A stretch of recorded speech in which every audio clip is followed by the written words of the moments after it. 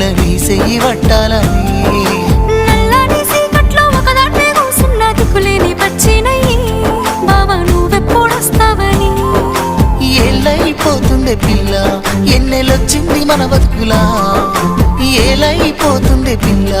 ఏలు వట్టంగా వస్తున్నాయా ఇన్నాళ్ళ ఎడబాటు ఎడవాసిపోతుందిలే ఈ సీనయ్య గుంటున్నదే సినదారా నీ కోసము ఈ దూరాన్ని చెరుపుతూ తీరాల తెగిలింది అందాల ఈ మానము